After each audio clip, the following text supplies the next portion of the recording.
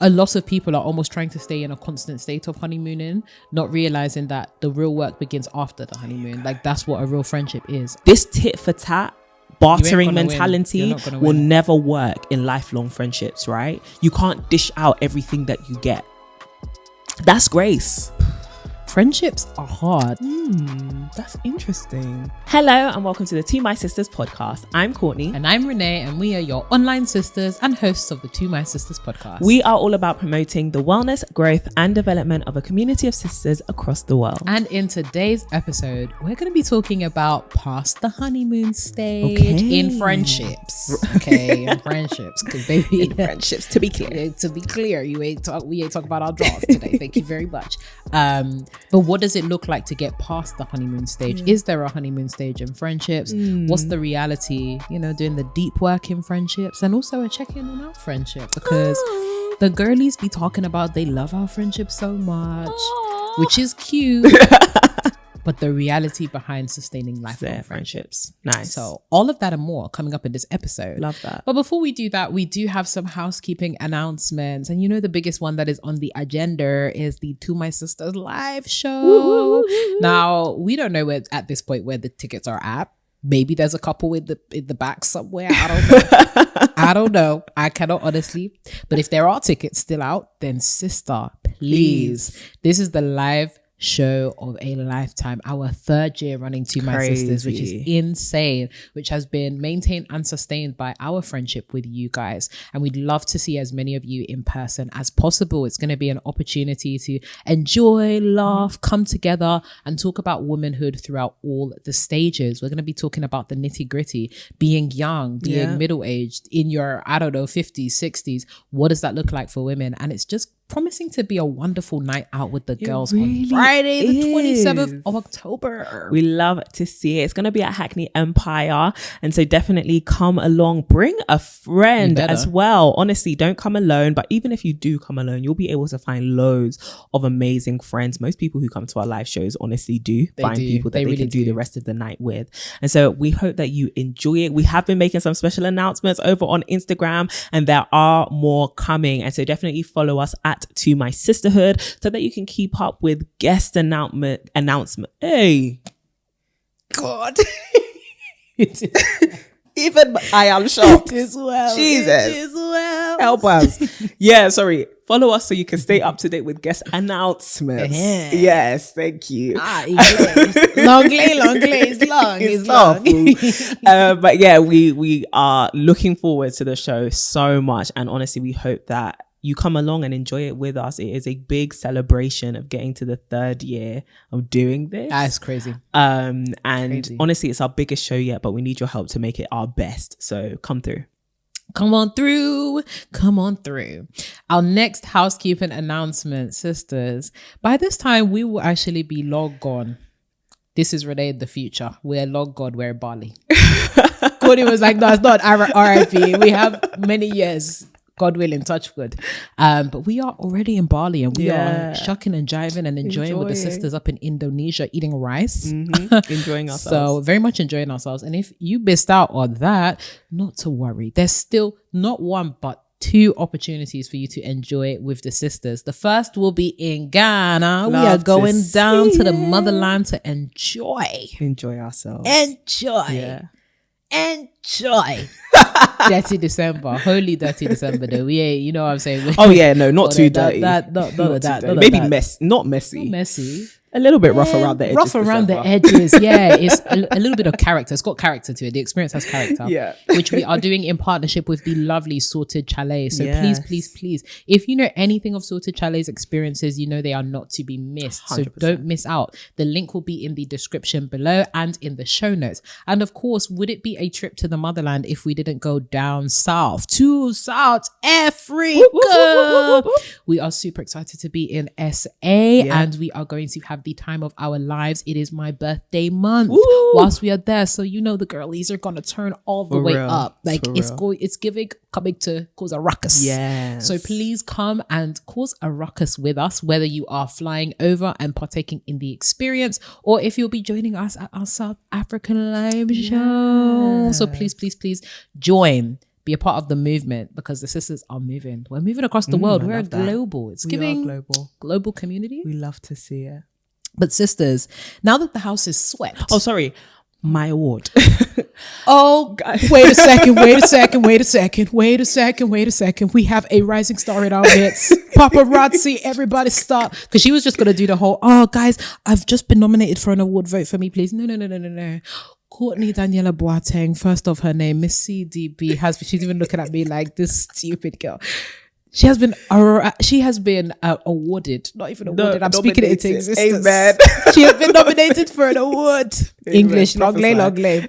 She has been nominated for an award as rising star for the amazing work that she has done as an entrepreneur, a content creator, and a co-founder of the illustrious, the infamous, the wonderful To My Sisters. So, sisters, arise and shine the same way that you have arisen for many. Many an initiative. Please support my wonderful best friend with her very deserved nomination, but ultimately very deserved award. Amen. And the link will be in the mailing list and in the show notes. So please do vote for me. Vote for it's very awkward for me to ask, but this is a personal development challenge for myself, putting myself out there in this way. So, glowing and growing. You got this. There you go. We have to live what we say, and we're glowing and growing with you. So please vote Courtney. Okay, thank you. God bless you. The Rising Stars. You can see she's a star. So arise for her and her Rising Star nomination. Thank you. There you go. A star. Do you remember what's his name? Taiwo Cruz. Yeah. She's like a star. Ooh, baby. Where is he? Taiwo, are you listening to this? Taiwo, how are you? I hope you're well. Anyways. Can you tell the caffeine is getting to that late stage? Kick it in. All right, let's go. But amidst all the excitement, there are people that are struggling. And as the To My Sisters community, we must lend a hand. 100%. So we are putting on our capes. We are putting on our capes, our mantles, and our mandates. Yeah. And we are sliding in with a ding, ding, ding. Dilemma. Let's get into it. We should indeed. Hey, girlies. Hey, sweetheart. I, capital L, love your content. Nice. And I am so proud of you both as my sisters. Oh, thank you. So, I've been dating this guy and we've both expressed that we want to get married to each other within the next year or so. Yeah. Our relationship started off as a friendship years ago. And at the time, he would always tell me about this girl he's deeply in love with. I read this dilemma. I have read this dilemma. Go on. You go on. That was my second option on the the last. I was that like, was if you would say that, I would. Go on. I recently found out she's in his life insurance plan and told him this makes me feel uncomfortable. Yeah, as you should. Damn right. He said it's not because of any remaining feelings, etc., but because she was a significant part of his overall journey and at one point in time, someone who he valued a lot. Yeah. I don't know how I should feel about this and in reality would prefer if she was removed. What do I do? Am I being jealous or am I well within my rights to want my future husband to remove his ex-lover from his life insurance? Help. You are well within your right. You are well. That's unless crazy. That woman gave you a kidney or something like that. You got a child. Do you get what I mean? Personally, for me, I get your discomfort. Now, of course, we cannot control anybody's decisions. And it could be that, this woman was maybe a significant part of his life, of his story. And he feels like he should, honor her in some way by putting her in his life insurance policy. So from a practical standpoint, I think if this was me, I would like to know what is the proportion of things that she's going to get? What, is it a life insurance policy that is substantial? And is she getting a substantial amount that would impact me or our future children or our future in general without you? But also, I think to say that you put her in your life insurance policy, but there are no existing feelings, especially when prior you have been describing just how in love you were with her. Personally, I think you need to have a conversation about how do you feel towards this woman who used to be in your life? Because it could be the one that got away situation, cool. But for someone to still be in your life insurance policy means that there must be some form of contact with them. Or do you expect, when you pass, do you expect me or our children to contact her and be like, hey, our dad left you this massive sum of money or something like that. Can you come and claim it? And so this woman is now an active part of our future plans and our lives, right? And she will be at another point in our future, which is when you pass on and we have to give her these these spoils. And so, and so now we have to question, what are the logistics around this, and why do you feel like she should have this much money, or she should be a part of the life insurance plan? Like I said, if she gave you a kidney, I ain't gonna argue with that. You know, she paid her dues. Or maybe she saw you like in this really big come up story, and she was just your, you know, maybe she was with you when you were hustling and bustling, and then you made $1 million, and now it's like, you know what, here's a slice. But then give her a slice of the money you have presently. Why you gotta give her some of the life insurance policy? You die? That was my... So personally, and also it is not hard to change the people who are on your life insurance policy. And now that there is somebody in his life who is in that position she was once in, I don't actually think it's too much to ask to be like, listen, I get maybe if you took the policy out and she was your girlfriend at the time, and so you know, put a slice in there for her, but she's not your girlfriend anymore, and she's not going to be your wife either. And as a significant woman in your life, when we get to that stage, I don't want there to be another woman who wasn't your wife, right? Because it's different if you've left some to your ex-wife. That's different. But a girlfriend...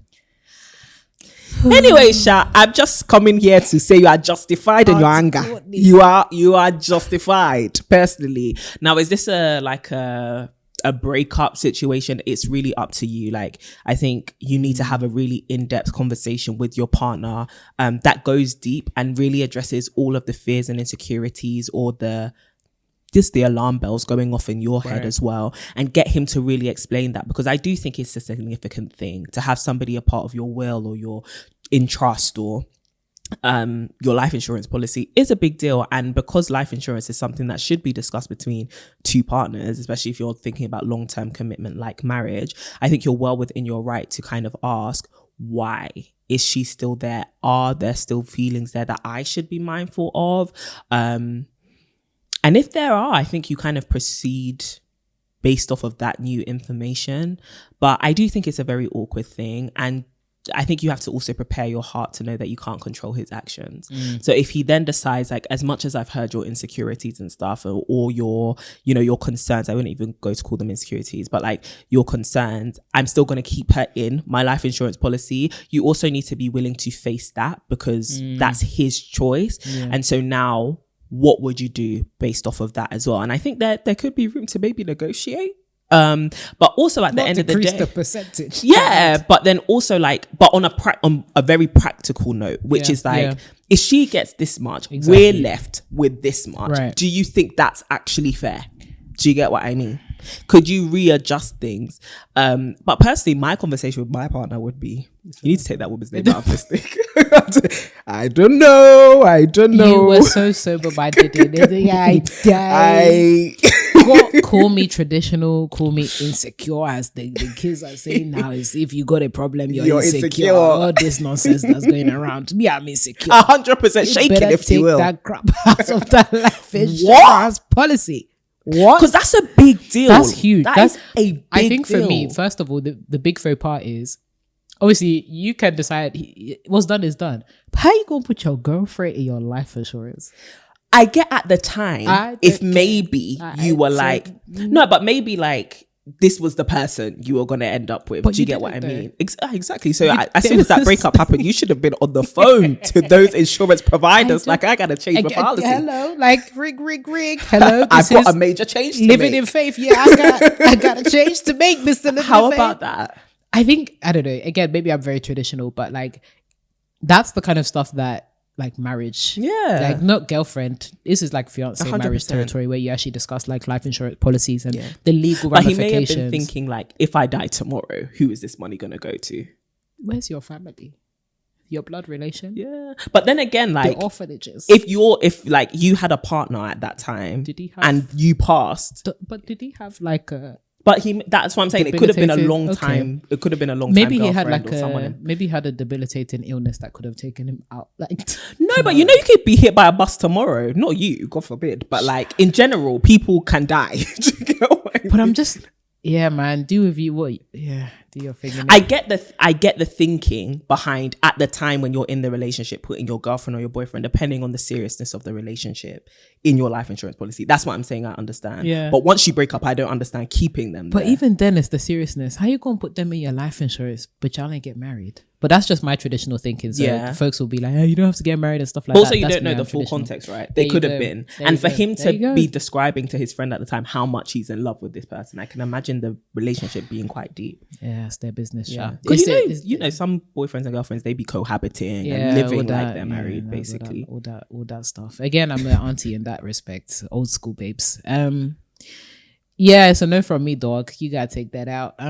Personally, obviously, because it's something that bothers you, I think is the most important thing to take into account here. And as you said, the long-term ramifications on your actual relationship and building a future with this person. Do they have that same commitment to you? Have they affirmed you as well? And I think it's worth bringing up. Again, I'm glad that you said it's not an insecurity. It's actually a genuine concern of like, have you been affirming me? Like, we're building a life together and now there's going to be something present of this person. Yeah. Like forever. Like life insurance is not you guys don't have like a settlement policy. You can't just give her a small amount to say this is your spoil for, you know, how maybe you've supported me. Or do you know what I mean? It might be that instead of not when you die. This giving, I'm still. Do you know what I mean? This woman must have like taken him out of the depths of some kind of. I'm sure there is some secret child somewhere, baby girl. Because I do think it would make sense if it, at least to me, if it was like a child or something. Yeah. But ex-girlfriend, I'm kind of like, whoa, this is a very serious commitment. And also that window is still open. Also, she could kill. Anyway, let's keep it serious. Not she could kill you for the life insurance money. I've been listening too much true crime. I'm telling you. Because people do it. Oh, and it's a lot more common than people think it is. 100%. People even kill off themselves or fake their own death for that life insurance money. It's like, hi, I'm here to pull out the life insurance of Renee Kapuku. Who are you? My name is Sane. Yeah. Rakupu.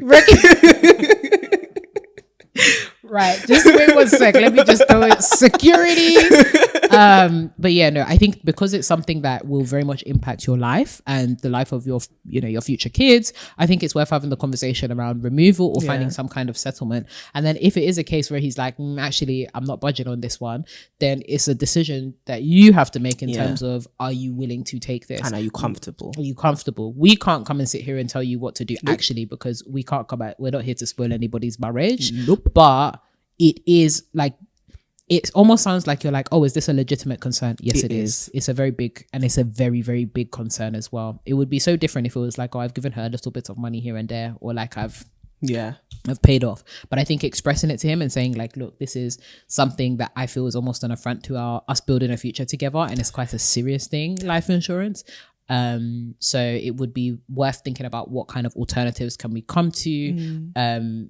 In the event that we do get married, how does that affect your life insurance policy? Like, am I going to be on your life insurance policy? Vice versa, you know, and even vice versa. Like, how would you feel if you had like an ex, you know what I mean, on your life insurance? Like, it's not a common thing. And I think to really move forward in relationships, we need closure on our past relationships. And I think you have added legitimacy to your concern, given that you guys used to be friends and you used to say, I love this girl, I'm in love there, all that. It's like, okay, all that, close it up. But is it closed? That's the question. Is this closed? Are those feelings still there? Because you know how sometimes people can know there is no chance of me going back to that relationship because the other person has closed the door, but they're not over it. Like, if they could, they would want that door to be open. That's a real question. This is the first time I've heard something of this sort. Because this is insanity. Your ex on your life insurance policy. As you're preparing to marry someone else. That's wild. Be serious. When I was reading, I was just like, this is another question to add to the first date question. Who is on your life? Do you even have life insurance? Do you have life insurance? Number one. Number two, am I competing with other women? Do you have other exes who have an entitlement to that?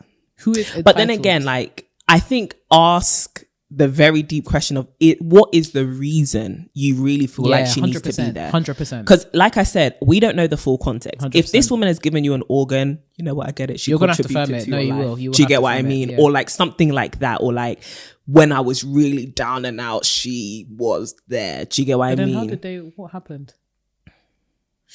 It's a good question. So many questions. And I think these are the sort of conversations you actually can't be afraid to ask any question. You have to. You need to ask everything. Goodness gracious God. Chris. Well, sisters, this one has actually flummoxed even us. We would love to hear your I'm not thoughts on this. flummoxed personally. We're not flummoxed. We're actually quite clear. We're actually quite clear. But of course, we are open to respectful suggestions. Yeah. So what would you do? On the respectful. What would you do? Have you heard of this thing before? Please comment and drop it like it's hot below in the YouTube comments. We might even post it on our Instagram so that folks can share their thoughts respectfully. Yeah, it's a weird one. It's not settling well, but we wish you Godspeed, sis. Hopefully that was helpful, and hopefully we'll be able to crowdsource a lot, like folks that have actually been well, if there are already folks that have been in this kind of situation or predicament, or you know, there can be messiness when you're trying to move forward with someone and they have a lot in their past that is still attached to them. So hopefully we will crowdsource that wisdom as well, sis, to answer this particular dilemma. But it's quite clear from us that if you could get that girl off, you got to get her off. Scratch that chick real quick. Tipex quick. Real quick, even if you have to call them behind them. But hello, can you put me? I'll be like, put me on your life insurance policy too. No, that's terrible. That's degenerate. So don't do that. But sis, we are sending you lots and lots of love, and please keep us updated on how things go. Please do. Moving into the meat and bones of the topic, which is the honeymoon stage of friendships. Let's get into it. The deep work. And yeah, like I said at the beginning of this episode, the reason I actually wanted to get into this is because obviously we are friends, we are co-founders, Sorry, start that again. What the hell was that?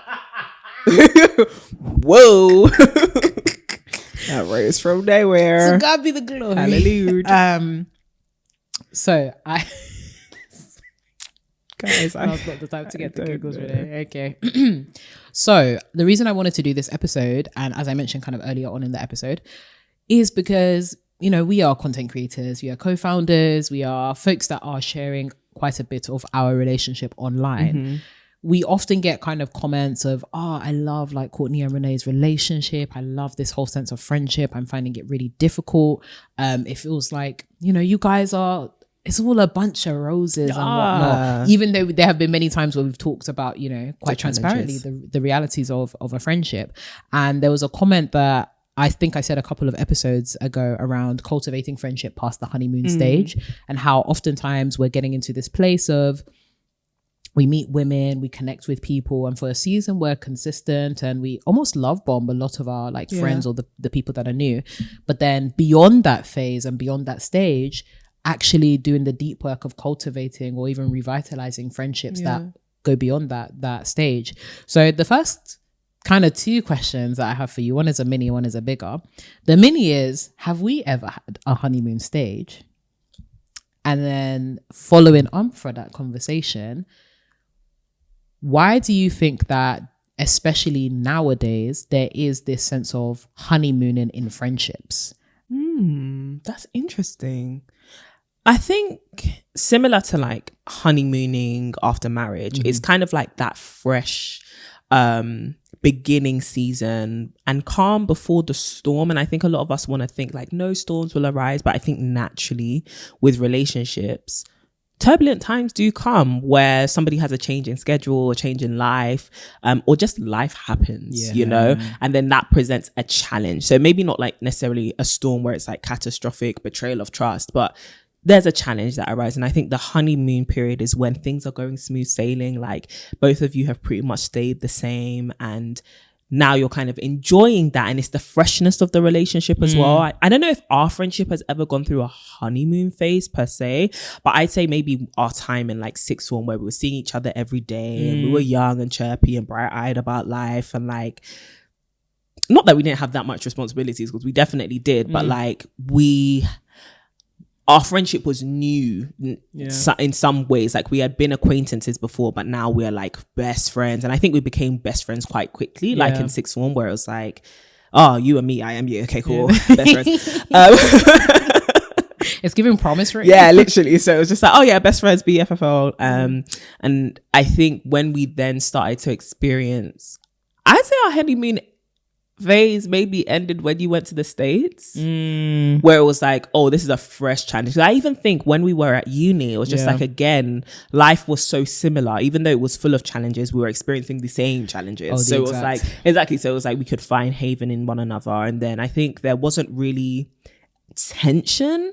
And I use tension loosely, but like there wasn't contention in terms of your schedule, my schedule, until you moved to America. And like time difference, distance, we weren't seeing each other every day. And as much as we had distance during uni, we were always a phone call away and we were on very similar schedules. So it was just like, oh, intentionality looks different now. Understanding and grace looks different now. Patience looks different now, where it's like, it's not just assignments, it's also life. It's, you know, I was building a business, it's also business. It's the stress that we're now going through, which is different from each other. And so I think that's maybe when our honeymoon stage ended. In terms of like, why is there this concept of like honeymooning? I love that you emphasized that love bombing does exist in friendships. And I think sometimes we forget that when you are meeting someone new, it's easy to just be in awe of all the shiny new things you've discovered about them and who they are and just how awesome they are. But the longer you journey with someone, the more you see what's happening behind the scenes and the things which aren't shiny, but actually you are now called to be patient with and love and accept and help to change in some examples. And so I think oftentimes people get shocked by that. Like, oh, now I'm seeing all of you, you know, like way past the things that you present, but now you've actually opened up to me, which is what naturally happens oftentimes when you are in intimate relationships. I'm now peeking behind the curtain. I'm seeing, you know, more than just the polished side of you. There's this part in our book, you should definitely read it because it is about building lifelong friendships. And there's a bit where we talk about like, when someone is coming to visit your house and you kind of clean up, and it's like, when you become more and more intimate with somebody, you don't do that polishing as much anymore. It's kind of like, you know what, instead of like making sure the sink is empty and everywhere's swept up and it looks like no one even lives here and everything is put together, you're just going to see the real me when I'm like relaxed and like not trying to portray a certain image. You're just going to see me in my everyday authentic self. And sometimes people are taken aback by that, where it's like, oh, you're not trying to impress me anymore. You're not trying to perform for me anymore. And that can sometimes be not necessarily a harsh reality, but sometimes we can then feel like, oh, there's this new dimension of you which I now need to accept, which is the part of you that may be tired, or the part of you that might not, you know, be as exuberant as you usually are outside. The non-performance, external facing you. I'm now seeing the inside you. I'm now seeing the everyday you. And that's just a new side to now embrace. And that can sometimes feel mundane. Like, I want the person who's always on, and it's like, nah, as my really close friend, as my sister, you have to accept the person who sometimes switches off. And can you, right? And that's an element of like tarrying and travailing, which oftentimes people don't want to undertake because it requires you affording somebody grace and going through the very boring side of friendship, which is the everyday.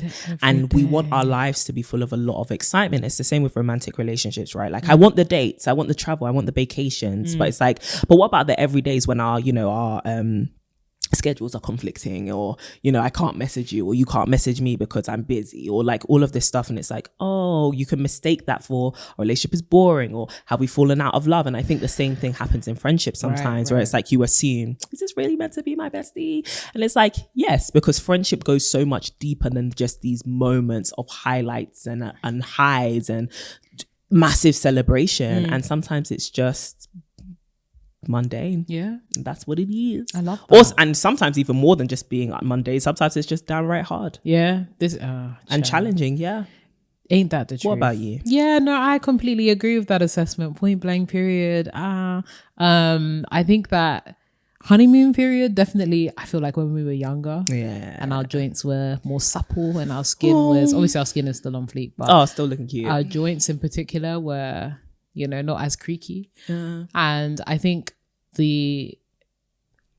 again, not the lack of responsibility, but the absence of multiple competing responsibilities and the contention in the different stages that we were in meant that we left that role when adulting kicked in real basically bad. That's when the honeymoon stage reality went, oh child, I'm out of here. And the whole friendship out of intentionality and not convenience, that was when we left the honeymoon phase, and it became this is something that we have to work at. And I think it's very interesting because nowadays obviously everybody is a proponent of soft life and ease and all that kind of stuff, but I think that with most things we can take things to the extreme, and so having a soft life and a soft friendship and soft relationships doesn't mean that you won't have to work hard.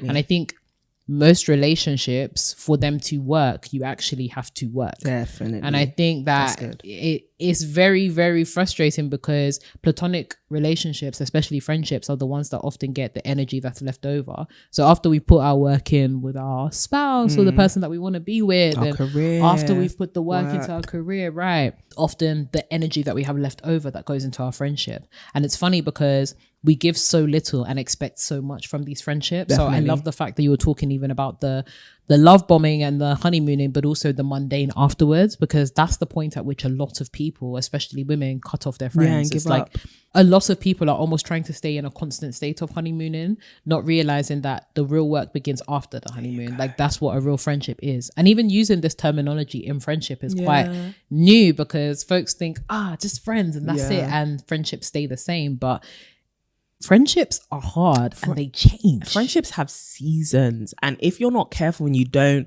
discern well what season your friendship is in and what, you know, this period requires from you and from your friend, it's easy to write it off as just a bad friendship, right? You know, and it's like, no, it may just be a challenging season. And I don't think there are like good and bad seasons. I just think there are seasons that present more challenge and some seasons that require more sowing, and other seasons which are harvest seasons and great times, you know, celebrations, enjoy all around. And sometimes you even have to consider like the individual seasons you're in life may not even be in sync. And so what does that then do to your friendship dynamic and that season of having to support someone or having to watch and celebrate someone or having to help somebody like achieve what they're trying to do? But if you're not careful and you think my friendship is always meant to be the same and the tone is always meant to be the same, one, you're never intentional about how much you give, and you never adjust how much you give and how much you take. But also it can be very tempting to then treat friendships as though they have expiry dates, and those expiry dates are earlier than they really are. Do you get what I mean? Like, and friendships then become disposable, where it's like, I'm not happy with this season anymore, so goodbye to you. And it's like, that doesn't train you up to be a good friend or a good person. Yeah, absolutely. So I guess related to that point, actually, how does one cultivate lifelong friendships? Like, what is the real meaning of lifelong friendships, and what do they require from people in order for friendships to be lifelong? You need to read our book, because there's I'm being serious, because so many people ask me this, right? I get DMs like, how do I build a lifelong friendship? Absolutely. Bruh, it's a guide to building lifelong friendships. There's even activities. And the reason why I say that is there's a lot to it. I can't like they are very simple principle things which are easy to say, like, oh, be the best version of yourself, be supportive, don't be jealous. But those are top line headers. When you really deep how much those things require from you and how challenging they can be, you realize, oh, this is a really deep work. So in terms of like, I guess some top line things that I would say, one, I really love this scripture in the Bible that talks about, if you want friends, you have to prove yourself to be friendly. And I think we're living in a time where people really want, but they don't want to give per se, and they want to receive what they don't put out. And they don't want to make the first move. And I think you have to be willing to be selfless in a way, or kind of drop your ego at the door and try to be the one who makes the first move. And I think if we were all doing that, we would all be doing another thing, which the Bible talks about, which is outdoing each other in love. And I think the thing about lifelong friendships is it's kind of being selfless to the point of, I'm still gonna love you and pour love into you despite what it is you are giving me. Now, I'm not promoting toxicity, but I am saying there is a level of understanding you get, which is, I really love this person. I really love Renee. And I see that she's going through XYZ, or she's trying to achieve XYZ. And so I'm going to support her, even if she doesn't ask me to, right? And there's this element of just having to go almost above and beyond to just be a cheerleader with someone, even without them necessarily having to ask, because your immediate thinking is, how can I play my role as this person's friend, right? How do I actually show up as this person's friend, supporting them through their glowing and growing journey, allowing them to actually thrive, and making sure that I play an active part in that, whether it's just a prayer or a message or encouragement, or if it's actually, let me connect you with this, let me do XYZ, or let me hold you down in some really bad seasons. So one, be friendly, like truly assess in yourself, what does it mean to be a good friend? What sort of friend would I want? And then how do I become that person, right? Because then I think it gives you better standing to then lay expectations. If you give and you know like how hard it is to be a good person and to be a good friend, you appreciate good friends more, but also because you give it, you can expect to receive it, right? And you can lay that expectation. The second thing that I would say is implement some things that help you become more self-aware. So like reflections, and really think about yourself, because I think it's easy to point fingers at people and be like, you're not a good friend, you're not showing up for me how I need, you're not XYZ. And it's very hard to sometimes point the finger back at you, or just hold a mirror up to yourself and say, what's going on in me, right? What am I doing the right things? Am I being there for people? Am I allowing people to even love me in the way that they should? Am I giving enough grace? Am I setting out my expectations? Allow yourself to really think about how you operate in friendships, and whether that's great, like whether that's actually welcoming of lifelong friendships, and whether your deeds are matching up with your words, in the sense of, you say you want friends, but are you allowing friends into your life, and are you giving them the room to actually be friends to you, right? So yeah, just be self-aware, be aware of maybe your attachment style, the things that you may have experienced which are causing you to, keep people at an arm's length and arm's distance. And I think a lot of us do this subconsciously, where we're like, I want people around, I want to build a village, I want to have lifelong friends, but we don't want to accept the reality that comes with proximity and intimacy and closeness. And that's vulnerable. That can feel very like, I don't want you holding me accountable. It's giving nakedness. I don't want you asking me all these hard questions. I don't want to have to do all this deep talking and convulge my dreams and all that. Like, it's okay. And it's like, okay, well then, that's going to put a limit on your intimacy, right? Like, and as long as you accept that, that's fine. But it takes a level of self-awareness to know that you're even doing that. And I think some of us don't have that. And we're then asking ourselves, why don't people get close to me? It's like, because you don't let people close. Yeah, this is true. And then the last thing that I would say is, express yourself to people. I think a lot, I've been getting this question a lot recently, where it's like, oh, I want to, become closer friends with the people in my life. And it's like, but have you expressed that to them? Like, oh, could we go out for coffee? Or I want to spend intentional time with you, and creating those, I guess it links to the first point about being friendly, but actually creating those spaces for you to get to know someone deep enough to know whether you want to journey with them, but also to start that journey with each other in terms of partnering with each other and being in each other's lives. If we don't create and carve out intentional times, it's like what you said about no longer being friends out of convenience, but being friends out of intentionality. You have to be intentional about creating those spaces where you can create intimacy and grow that over time. And if you aren't intentional about that, if you aren't going to express to someone that actually, I would like for you to be there for me, or I would like to be there for you, and you're not expressive about your love of someone, they're never going to know that you're a sister, right? Even if that's what you desire. And so be intentional. How about you? Chad, that was a great answer, Courtney. I completely agree with everything that you said. As you were speaking, it actually brought my mind back to a conversation that we've had with our friends recently. Sam and Jen, hi guys. Hi. We love you. Oh my gosh, Michael. Especially Michael. We love him. He's so cute. Oh my god. He's the one that we really love. I love all of y'all. No, so we had a conversation with our friends recently, and I remember when we asked them, so in terms of like marriage, what is like the biggest advice that you can give to sustaining a relationship? And immediately Sam said, die. You gotta die. You gotta die. To yourself. And I was just thinking, wow, like how useful that is in this context as well. For most relationships to work, there needs to be a commitment by both to die. Yeah. This isn't about just you anymore. This is actually about the other person. And the more you can essentially kill yourself, both of you, demonetization. Yeah, there you go. Oh no. The more that you can scratch that, the more that you can be selfless. Yes. The more that both of you can be selfless, the easier that relationship will be, because somebody is always thinking about the other person. Yeah. Your needs will always be met.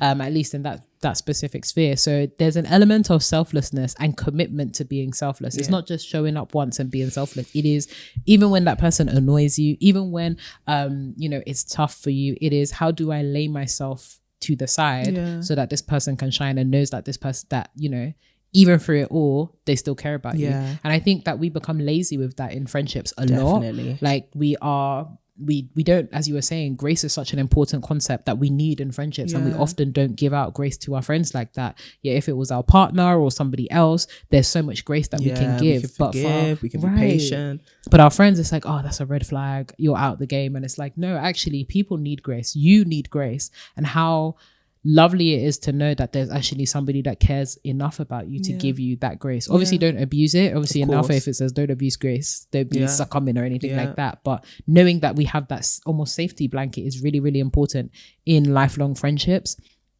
And then there is that, as I was saying, commitment piece. This is a commitment. This isn't a, oh, when I feel like it, or oh my gosh. It is a commitment, and seeing it and treating it as an actual commitment is really important. I am committed to Courtney. Like, the reason that I'm able to be so, cheery and chirpy, and the reason why when folks meet us in real life, we actually have the same energy, is because we're committed to it. It's not we come on screen and you listen to us. Do you know what I mean? We turn it on. We turn it off. If the vibes are off, we ain't recording today, Nope. Like, if something is going on, we prioritize speaking together as friends before we are content creators or people that are to be consumed.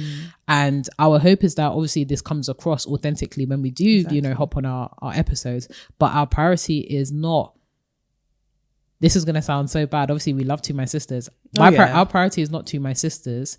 My priority is To My Sister. Yeah. And that good work is birthed, really the To My Sisters work is birthed from the To My Sister work that we do behind the scenes. So it's very much important to be committed to that lifelong aspect of that relationship, because too many of us quit so early, and it's like, your friend is going to go through so many births. Not just the real life one if they want to actually give birth, you know what I mean? But they're going to go through so many births. And so in going through birth, evolution, there's labor in pains, there's teething pains, there's all sorts of discomfort that will come. So that commitment is really important. And then the last thing that I would say is the accountability and transparency piece is so important. Yeah. It's so, so important. You can't hide here. Stop it. That's it. I actually can't hide here. That is it. It reminds me of, there was a time that we went to our friend Jacqueline's birthday. Her birthday is even, by this time I don't know, I think it'll probably be a bit past her birthday, but happy birthday in retrospect, Miss Jacqueline.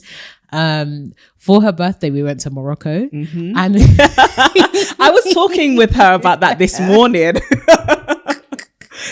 We went to Morocco for her birthday, and obviously in Morocco they have like, those naked baths, the hammam, and we thought it was a case of like bikinis and stuff like that. And it was like, said, get naked. And when we say naked, we mean like naked, take off your wig. If you had wigs, you had to leave them at the door. Take off your wig, take off your bra. We were just at nudity. Like some baby seals. Yeah, because it was mad smoky and like hella like condensation. And that's the thing, it's also such an intimate environment. Like, you've got all this steam, you're all wet and you're dripping water, and then you're naked. And you're just looking at each other and everyone is there holding their breasts like this. And we're just like, guys, we are naked. It's giving intimacy. Yeah. That's what lifelong friendship is. Sometimes it is. You can't hide. You have to take off your wig. You might have to take off your bra. Like, the things that are holding you up, you got to strip it all away sometimes. And in order to get the help and the love that you need, you have to be able to open the doors. I love what you were saying about like allowing people to get close to you. And I know, baby girl, you've been hurt. I know that people have crossed boundaries. It happens. And I think, not to lower your expectations of people, but I think sometimes we think that our friends should either give 100% or nothing, or 120% or nothing. And I think it's realizing the fallibility of human beings and giving, again, that grace and giving people the space to just try. Like, there's something in the trying to show up for someone. It is so adorable. Like, I think of like when toddlers are trying to make you feel like happy, or like, so tangential, but like when toddlers give you a chip to try, and you're like, oh, thank you, but you ain't gonna eat it because they've been scratching, they have put on the floor, they've eaten it already. Actually, it's wet. They've gnawed at it, and it's like, do you want some? Here's some for you. And they've clearly never heard of coronavirus. But it's so cute and so endearing because that person tried. Yes. And I think to be in a lifelong friendship, you have to try. Like, it's not just whatever I can give. You actually have to try. Prioritize your friend. And another reference, you can see that I've been really taking in a lot of stuff recently. Patricia Bright was doing an interview with, or like a podcast episode with her husband, and she was talking about like the little gestures of that. Even in of itself is a other podcast episode, but the importance of the little like gestures. Like there will be times where it's not about like showing up in the big way, but showing up consistently in the small ways. Matter. Right? They really, really matter. How can you make this person's day easier? How can you support them in some of the things that they're doing today? You've noticed that, oh, actually they've been unresponsive. Rather than taking offense, think about how can I get them to open up, or like what are the ways that I can support them during this tough time. And that's really what the mandate is as a friend. It's really holding up your friends, and in doing that holding up, you liberate somebody else to hold you up in the same way. That you mentioned that, because I think that's often our expectation. Like, we want lifelong friends, or we want deep sisterhood connections, and our expectation immediately becomes, why is this person not opening up to me? And it's like, because you haven't opened up, right? And it's again waiting for someone to make that first move, and it's like, actually your vulnerability inspires other people to become vulnerable, because it proves you as trustworthy. Like, and I think we don't do enough work to prove ourselves to be trustworthy, or prove ourselves to be caring. We just want people to open up to us and show that, oh no, I do see you as a friend. But it's like, but I need to also create an environment for you to feel safe to do that. And I do that through those little actions of showing you that, one, this is a safe space for you, right? And two, I genuinely care about you, to the point where it's not about those big moments, but actually I see you in the little things. I see that, you know, this element of stress. I see that when you respond this way, this is an indication that, okay, you're a bit on edge. Like, I can recognize when you're getting angry at something, or I'm agitated at something. And it's like, being able to notice that about a person lets them feel seen, but it also lets them feel safe.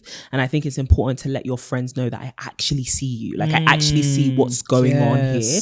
And a lot of us don't want to do that. And I get it, because even on this podcast, we talk about how, like, you know, all of us are waiting for somebody to be like, oh, I get you, I understand you, I've learned you. And rather, you can just be clear and communicate. But sometimes communication is hard, especially when you don't know how the other person's going to receive it. But also sometimes you're struggling to come to terms with your own feelings and your own needs in the moment. And so a true, you know, a good way to develop your friendship is, I need to learn you. Like, I actually need to learn these little things about you, so that I can help you, one, especially if it's a blind spot, I can actually help identify it. But also, I can let you know that I know you to a very deep level, and I've tried and I've put in the effort to actually get to know you in a way that sometimes you may not be able to express, not because you don't necessarily feel safe with me, but also you're internalizing and processing things. And I think that's just something that comes across with years. But also, it takes being inquisitive and truly wanting to know your friends on that level, and choosing to see them as like really vulnerable people who need to be loved and need to be cared for. Oh, I absolutely love that. It's my lifelong friend, guys, in case you ain't know. Last question / reflection. One thing that we see often online is this really like negative depiction of female friendships. Oftentimes, even in like conversations and whatnot, there's this really like, there's a cattiness to like female friendships. There's a incredulousness that like women can come together as friends that are, you know, on this lifelong journey, and that friends often become enemies, or even like subpar to like the, you know, relationships that we have with our spouses or our partners. And you often hear the term like, oh, you know, my spouse is now my bestie, and like all that kind of stuff. How do we as women prioritize and balance these relationships? Do these relationships require balance in the first place? Especially as women, because we are competing. Well, it's often posited that we're competing with so many different responsibilities and priorities. When you become a mother, when you become somebody's girlfriend or wife or whatever, how do we do that balancing act between ensuring that our friends feel like they are prioritized, and we still have those friendships in life, even when life is presenting competing priorities? That's really tough. I think, one, your friendships are like this. I think I've spoken about this before. We've spoken about it, where it's like, it's like this bank balance that you're putting money into. It's this account you're putting money into and you're pouring things into. And there are going to be some times when a deposit doesn't come. But you also have to trust that that account, just because that deposit didn't come, the account is not in a deficit, right? And so do your work in different seasons to pour into that friendship so that at a later stage, you can call on the depth that's already there. Right. And I think it's not necessarily about like, oh, this friendship is not important to me because I can't allocate as much time as I did before. But I think this is where communication comes into play. Right. If you have a close friend in your life and things in your life are changing, you should be able to communicate that, sis, things are changing. And also be able to not set yourself up as, oh, but I'm still going to show up and I'm still going to be committed. Set realistic expectations around. The reason why I can set realistic expectations with you around my capacity to show up with you is because I let you in on knowing what's changing in my life. And I think a lot of us don't let people in to see, listen, there's a whole restructuring going on right now. I don't even know what's going on. And so then you then become disappointed when I can't show up in the same way. So I think one, it's being very real about, I may not have as much time to be like as available as I was before. And it's because of X, Y, Z. And because you're my friend, I can let you in on X, Y, Z. But also now intimacy may look different, where it's like maybe the majority of our time is no longer, it no longer looks the same, right? Our intimacy doesn't look the same. Our quality time doesn't look the same. It looks different, but it's still there. So for example, I remember like, when we were younger, or you had just come back from the States, and it was like, okay, we're both at early stages of our careers. We don't really have a lot of money. Celebrating each other doesn't look like how it used to look before. And if we didn't address that, where it's like, let me be real with you, I have no money, ain't got no pee, ain't got nothing. Do you know what I mean? So birthday present this year, don't expect it. But also it now looks different. Do you get what I mean? And I think if you haven't built that intimacy where you can now be transparent in your conversations with each other, it can then feel like, oh my God, everything has changed. But it's like what we then allowed each other to do was show up for each other differently and in a way we presently required, right? Which was, okay, we need to scale back on the amount we spend, come over to my house, let's chill on the phone, FaceTime dates, stuff like that. And that for me was like a core thing where it's like, oh, we can get through every season, but there was a level of understanding and both of you need to be on that same page. But also if it is a case of like you just got engaged, your friends supporting you now may look like the majority of time we spend together is marriage prep. Do you get what I mean? Or wedding prep or wedding planning. And do they understand that this is just for a season? And also, do you around in the background? He's there, lingering around, and it just is what it is. And you kind of have to accept that your friends' lives are evolving. But also for you also have to know that your friends still need love too, right? And they are still important to you. I think the reason why we struggle with this sometimes is we feel like if something is important to me, I still need to be able to treat it the same in every season. Absolutely. It doesn't work like that. It can't work. It can't work like that. Your energy needs to be rebalanced. Your time and your schedule needs to be revised. And your friends still need to make an appearance in that. They still need to be important in that. But when you do make a change, communicate that change and also allow them into the changing that's happening, right? Because then they can actually show up for you and also they can have more empathy. And I think a lot of us think, oh, my friends are not understanding what's going on. It's like, because you haven't given them any information about, they're not mind readers, right? They're not going to infer that, or just because you got engaged, it now means you're spending 4 hours a day wedding planning, or you're now, really pouring into this relationship. You need to communicate what this season of your life looks like, and then think about how can my friend still be an intimate part and a helpful, supportive part in this season, and how can I carve out intentionally, how can I carve out time in this season to show up for them? Yeah. That's beautiful. Oh my goodness. No, I completely agree, especially that piece around letting people in.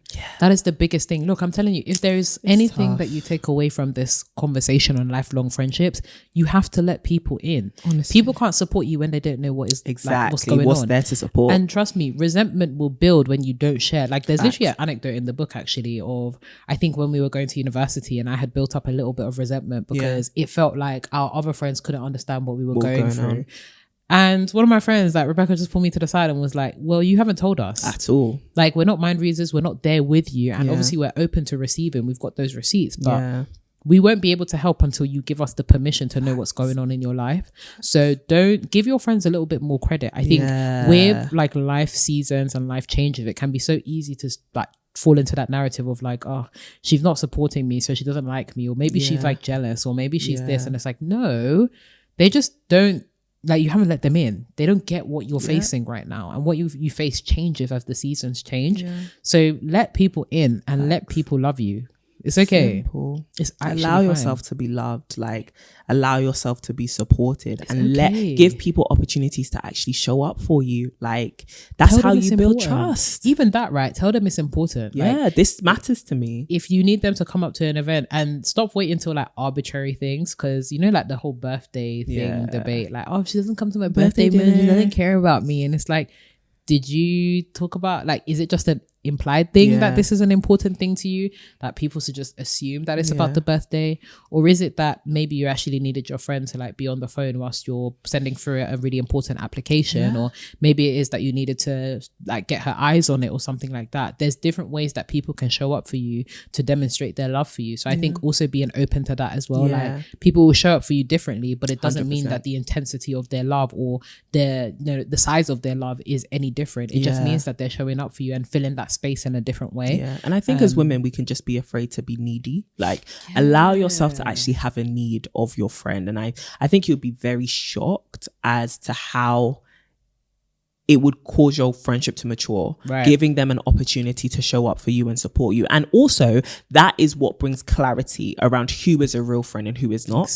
Because so many of us are trying to do the whole cutting off thing, or who should I bring in my inner circle, without actual evidence, right? It's based off vibes and the vibes I'm getting off of her. No, give her an actual opportunity to show up. Multiple, don't just base it on one, but give her multiple opportunities to show up and see what she does. And judge people based on their actual actions, right? But you've got to give people an opportunity to show you positive action as well. I love that. It's everyday vibes. Lifelong like, friendships are not based. No. Lifelong friendships are not based on vibes. Maybe you think that we could have sustained a 15-year relationship off of vibes alone? Bruh, let me tell you something. Let me be real with you. Sometimes the vibes are off, right? Like sometimes, like I personally have very interesting spells in my life where I don't want to say a word to anybody. Like I have so much going on in my mind and in my heart that I'm like, I ain't got nothing to say. I have nothing to say. But even without saying a word to Renee, I can go out and still bring her back something she likes. And so if she's judging it by vibes, in that moment, I am being bad vibes. But in my heart, can you imagine? And I do it to other. Here's your chocolate. No, but the thing is, I don't do it in that way. It's more like, oh, I just got you this whilst I was out. And then I go into my room and I'm a hermit again. And it's like, if you judge it based on vibes, you would never know my heart in that moment. And you have to know that, like, because we are all developing people and we're all very complex people, you have to judge people based on their actions and of course their words towards you, but also knowing that everyone isn't what's happening on the surface. Do you get what I mean? Like, your friend not showing up to that birthday dinner can be just a manifestation of something way deeper that's going on. That isn't even a reflection on you. And if you become so self-centered, it goes back to that thing about dying self. If you become so self-centered that you think, this is clearly about me, you miss out on how you can then show up for them. And I know a lot of us want to be like, no, but they didn't show up for me. This tit for tat bartering mentality will never work in lifelong friendships, right? You can't dish out everything that you get. That's grace. That's great. It's got to start somewhere. Exactly. That's what I'm saying. Make the first move. I'm telling you. And so many of us are scared. I'm going to look stupid. They're going to abuse me. That is a possibility. But at least when they do, if they do, you can then be like, clear evidence. You're out. Got 'em. Bye.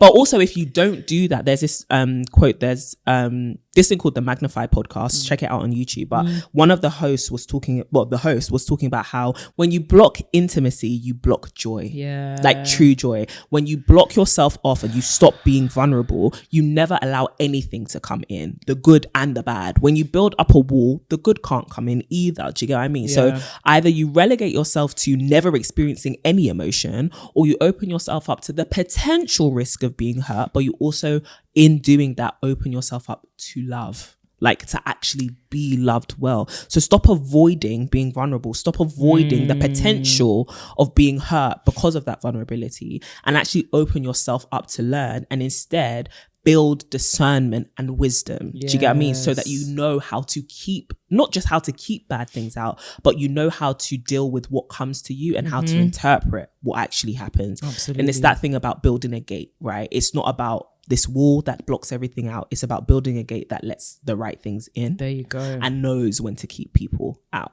It makes me think of a quote that one of our pastors mentioned like maybe 2 or 3 weeks ago, which is the good that people do, we often write in sand, but the bad that people do, we write in stone. And it's like, what would your friendships look like if you reverse that? Yeah. If the good that they did, you wrote in stone, you kept it somewhere. But the bad they did, you said, you know what, I'm gonna write it in sand, and then we're gonna let this one wash away. In order to succeed in lifelong friendships, you gotta let a lot of things go. A lot. And your ego is probably the first thing that has to go. Facts. But sisters, our time is fast spent. We have a lifelong friendship to go and continue off the screens. Yeah, man. Out of your ear holes. Yeah, man. And we encourage you to take on the challenge of sowing into your friendships this week. Who is one friend that you can call? Who is one friend that you can go and have a coffee with? Who is one friend you can go and just kiki with? Yeah. You know, who is one friend that you need to apologize to? Some of y'all pride is killing you, so go and apologize and say sorry. But sisters, if you would like more from the To My Sisters universe, you can come and follow us on all of our social media. Come and get social with us, baby. If you're trying to find a friend to start that whole lifelong journey with, then To My Sisters is probably the community for you. Follow us on all social media at To My Sisterhood, literally everywhere. Yeah. TikTok, Twitter, Insta, everywhere. We're outside. Literally. And of course, you can follow my wonderful bestie and lifelong friend, Miss Courtney Daniela Boateng, at CD Boateng on all of her profiles and platforms, including YouTube. You should follow that. And have you voted? And you can come and follow me over at Renee Kapuku. We love to see it. Well, sisters, definitely sign up to the mailing list so we can send you weekly glowing and growing tips. We will never spam you. We'll only send you beautiful love letters. There you go. And we hope that you have an amazing week. We will talk to you very, very soon. And as always, keep glowing and growing.